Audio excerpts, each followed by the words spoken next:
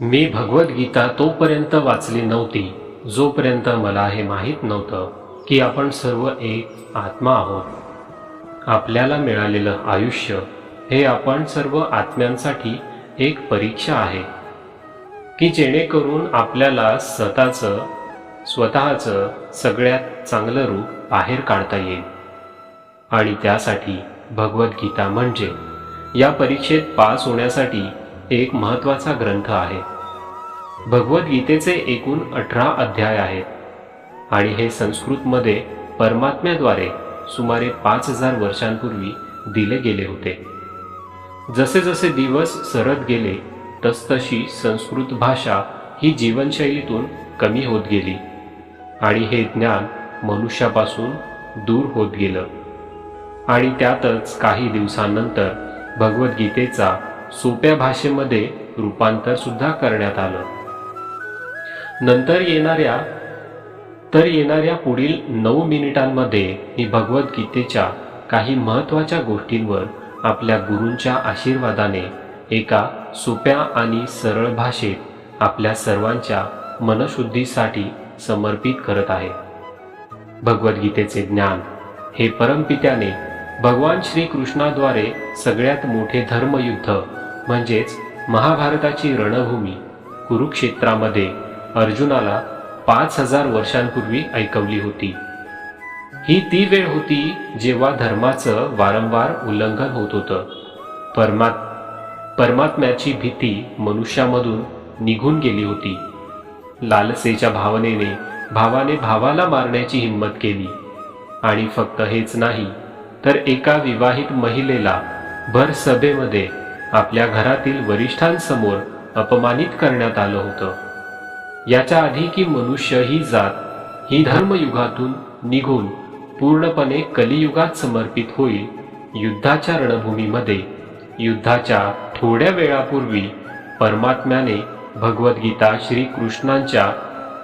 श्रीकृष्णांच्या द्वारे मनुष्य जातीच्या कल्याणासाठी दिली. याच्या आधी की मनुष्य जात ही धर्मयुगातून निघून पूर्णपणे कलियुगात समर्पित होईल, युद्धाच्या रणभूमीमध्ये युद्धाच्या थोड्या वेळापूर्वी परमात्म्याने भगवद्गीता भगवान श्रीकृष्णांच्या द्वारे मनुष्य जातीच्या कल्याणासाठी दिली.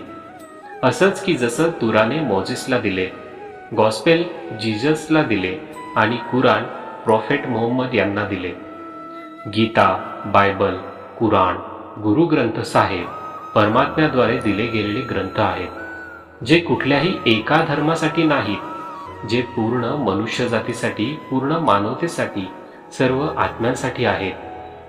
कारण ही पुस्तके आपणाला परमात्म्याबद्दल, त्याने बनवलेल्या सृष्टीबद्दल आणि सगळ्यात महत्त्वाचं म्हणजे हे त्या नियमांबद्दल समजवतात ज्यांचे पालन मनुष्यरूपी आत्म्याला क्षणोक्षणी पालन करावे लागेल, रक्षण करावे लागेल. आणि याच नियमांच्या आधारे शरीर त्याग केल्यानंतर त्याची परीक्षा घेतली जाईल आणि या परीक्षेमध्ये पास झाल्यानंतर आत्म्याला नेहमीसाठी जन्म आणि मृत्यू या फेऱ्यातून मुक्त करण्यात येईल. म्हणजेच त्याला मुक्ती मिळेल आणि तो ईश्वरामध्ये विलीन होईल. परमात्मा भगवद्गीतेमध्ये म्हणतात की मीच सगळ्याची सुरुवात आहे. मी सुरुवातीच्याही अगोदर होतो आणि सगळं संपल्यावर सुद्धा मी असेन. सर्व माझ्यात आहे आणि मी सर्वात आहे. ज्याला तुम्ही स्पर्श करू शकता, बघू शकता, चव घेऊ शकता किंवा ऐकू शकता, ते सगळं मी आहे. हे डोंगर, नद्या, सूर्य, त्याचं ग्रहण, चंद्र, तारे सर्व मीच तयार केले आहे. मीच देव, राक्षस आणि मनुष्य बनवला आहे. मी सर्वव्यापी आहे. सर्वात मी राहतो. सृष्टीच्या कणाकणात मी आहे. मी आहे आणि मीच आहे. मीच ब्रह्मदेव बनून सर्व तयार करतो आणि रुद्र बनून सर्व नष्ट करतो. मी ही सृष्टी अशीच तयार करत आणि नष्ट करत राहील, जेणेकरून आत्म्यांना, जीवांना वेगवेगळ्या संधी मिळत राहतील आणि या जन्म आणि मृत्यूतून एक दिवस मोक्ष मिळवण्यासाठी आणि नेहमीसाठी ईश्वरामध्ये विलीन होऊन जाण्यासाठी. भगवद्गीतेमध्ये म्हटलं आहे की या सगळ्यात मोठ्या परीक्षेमध्ये परमात्म्याने प्रकृतीचे निर्माण 5 तत्वांपासून बनवलं आहे: हवा, अग्नी, जल, पृथ्वी आणि अत्तर, ज्याला आपण स्पर्श करून, श्वास घेऊन, पाहून किंवा आपल्या इंद्रियांना जाणीव करून घेऊन समजून घेऊ शकतो. पण परमपिता स्वतः या 5 इंद्रियांच्या समजून घेण्यापासून अलिप्त आहे. या ईश्वराला सुद्धा या इंद्रियांनी आत्मा उमगणं शक्य नाही. आत्मा 5 इंद्रियांसोबतच तसाच असतो जसे एक रोबोट, त्याला आपल्या बनवणाऱ्याबद्दल काहीच माहिती नसते. अर्जुनाला सुद्धा परमेश्वराचे विराट रूप बघण्यासाठी भगवान श्रीकृष्णाने दिव्य दृष्टी दिली होती. भगवद्गीता समजावते की आत्मा अजन्मी आहे, ज्याला कोणीच मारू शकत नाही, कोणी जाळू शकत नाही, कोणी बुडवू शकत नाही, कोणी कापू शकत नाही. परंतु आत्म्याला परमात्म्यासोबत नेहमी राहता यावे यासाठी या परीक्षारूपी जीवनामध्ये बसावेच लागेल. या परीक्षेसाठी परमात्म्यापासून वेगळं होऊन आत्म्याला पृथ्वीवर कोणत्या ना कोणत्या रूपात जन्म घ्यावा लागतो आणि 88 कोटी योनीतून जीवन जगल्यानंतर आणि भोगल्यानंतर एका आत्म्याला मनुष्याचे शरीर आणि बुद्धी मिळते. तर ती का? तर या सर्वात मोठ्या मर्यादेच्या परीक्षेमध्ये बसण्यासाठी. प्रत्येक मनुष्याला या पूर्ण परीक्षेदरम्यान वेगवेगळ्या चांगल्या आणि वाईट भावनांच्या चक्रव्यूहामधून आपल्याच भावंडात, आपल्या मित्रपरिवारामध्ये टाकले जाते, ज्यात प्रत्येक आत्म्याला आपल्या आतील तामसिक आणि राजसिक अवगुणातून निघून सात्विक जीवनात प्रवेश करण्याच्या संधी मिळतात. आपले तामसिक गुण ते जे आपल्याला आपल्या आत हीन भावना निर्माण करून आपल्याला उदास करतात आणि आपले नुकसान करतात. आपल्यातील राजसिक गुण आपल्याला जळाऊ आणि हेवाखोर वृत्तीचे आणि लोभी बनवतात, इतरांना नुकसान पोहोचेल असे वागायला भाग पाडतात. या परीक्षेदरम्यान प्रत्येक आत्म्याला आपल्यातील तामसिक आणि राजसिक गुणांना संपवून आपल्या सात्विक गुणांची ओळख करून घ्यावी लागेल. सात्विक गुण ते आहेत जे आत्म्याला आपल्या आजूबाजूच्या प्रत्येक गोष्टीसोबत जोडतात आणि त्याबद्दल प्रेम भावना निर्माण करतात. नात्यात प्रेम वाटू लागते, निसर्ग छान वाटू लागतो, फुलं झाडावरच चांगली वाटू लागतात, पक्ष्यांचे आवाज ऐकावेसे वाटतात, चुकूनही कोणाचे मन दुखावेसे वाटत नाही.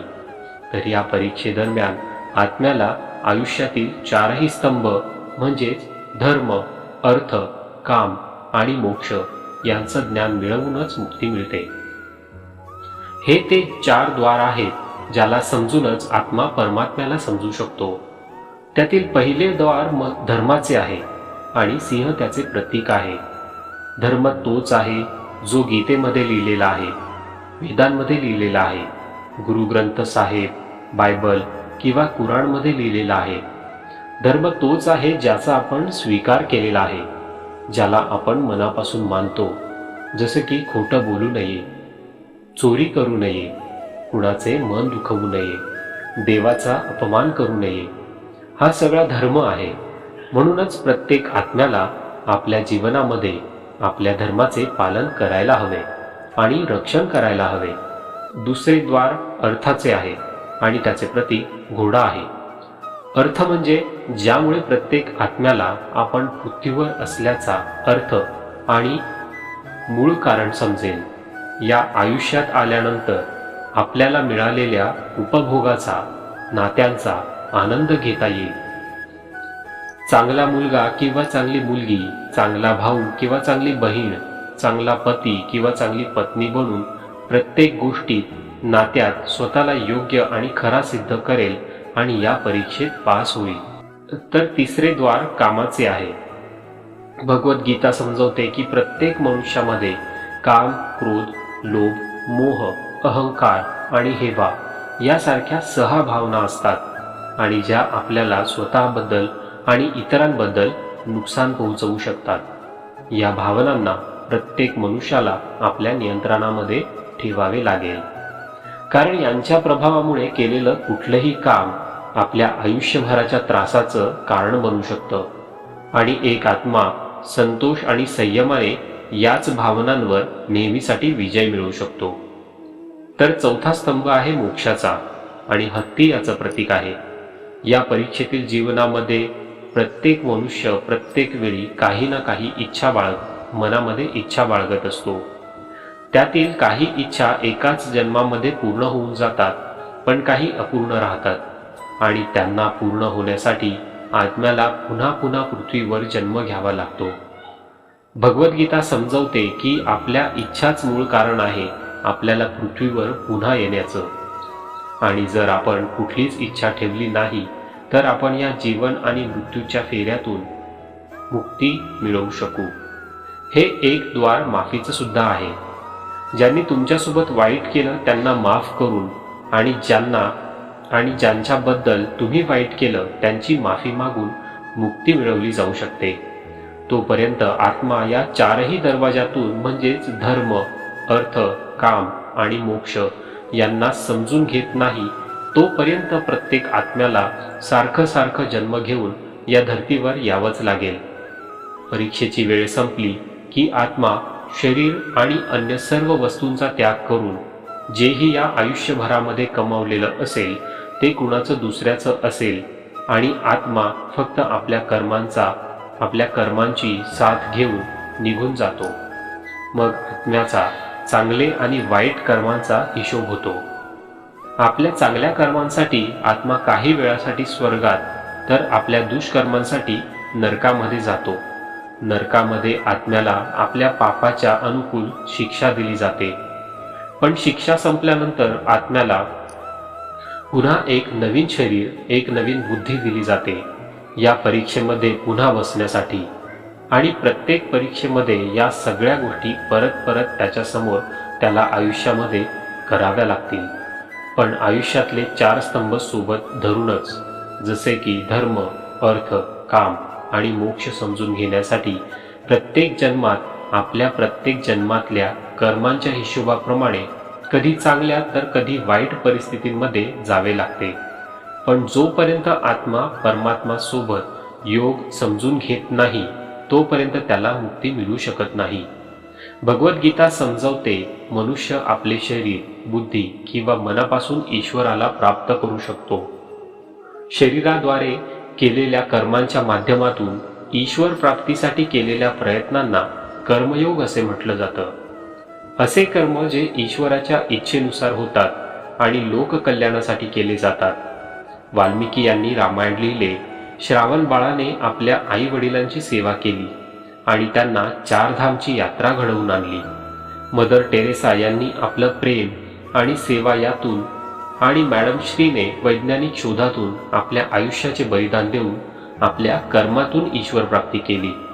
भगवद्गीता समजावते एक आत्मा बुद्धीने सुद्धा परमात्म्यासोबत, ईश्वरासोबत योग जुळवून आणू शकतो, ज्याला राजयोग असे म्हटले जाते. कारण बुद्धी ही सर्व इंद्रियांचा राजा आहे आणि एक मनुष्य आपली आस्था, श्वास प्रणाली, आसन आणि साधना आणि तपस्येमधून योगाद्वारे ईश्वर प्राप्ती करू शकतात. तर या योगाला समजून घेण्यासाठी आपल्याला आपल्या आतली चक्र प्रणाली आणि कुंडली जागरण समजून घ्यावे लागेल. बुद्धीपासून मेडिटेशन करून किंवा ध्यान करून ईश्वराशी एकरूप होऊ शकते. शंकराचार्य, स्वामी परमहंस, स्वामी विवेकानंद आणि त्यांसारखेच खूप सारे योगी योग या वाटेने ईश्वरासोबत एकरूप होऊ शकले. परमात्मा भगवद्गीतेमधून सांगतात की जर एखाद्या आत्म्याला धर्म समजला नाही, योग समजला नाही, पण तरीही त्याला माझ्या शरण यायचं असेल तर मी त्याचे सर्व पाप माफ करतो, तर त्या ईश्वराला अगदी मनापासून भक्तिभावाने पूजण्याच्या आणि मनापासून पुकारा करण्याच्या योगाला भक्तियोग म्हटले जाते. चैतन्य महाप्रभू मीराबाई आणि श्री रामभक्त हनुमान याचं सर्वात मोठं उदाहरण आहे. पण जर कधी आत्मा आपण असण्याचं मूळ कारण विसरून धर्माचं उल्लंघन करेल किंवा पापाच्या रस्त्यावर जाईल तर त्याला ठीक करण्यासाठी ईश्वर स्वतः कुठल्या ना कुठल्या रूपात येऊन पृथ्वीवर जन्म घेतात. चला तर मग आपण भगवद्गीता, बायबल, पुराण, गुरुग्रंथ साहेब किंवा यासारखा कुठलाही एक धर्माचं पुस्तक ग्रंथ वाचून आयुष्याचा खरा अर्थ समजावून घेऊ आणि परमात्म्यासोबत एकरूप होण्याचा प्रयत्न करू.